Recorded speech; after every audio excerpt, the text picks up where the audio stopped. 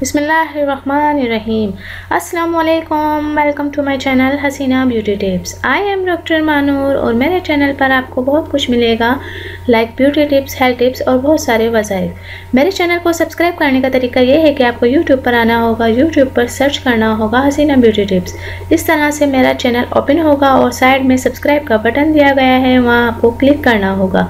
जैसे ही आप उस पर क्लिक करेंगे तो यहाँ एक फोल्डर ओपन हो जाएगा और उस पर आपको ओके करना होगा। ओके पर क्लिक करेंगे तो यहाँ बेल आइकन्स बना हुआ आएगा और बेल आइकन्स पर क्लिक करेंगे तो एक और फोल्डर ओपन हो जाएगा और उस पर आपको ऑल लिखकर सेव करना होगा। इस तरह से मेरी हर वीडियो का नोटिफिकेशन आपको शुरू में ही मिल जाएगा और मेरी हर न्यू वीडियो आपको देखने को मिल जाएंगी। तो नाज़रीन, चलते हैं आज के टॉपिक की तरफ। आज का जो मेरा टॉपिक है वो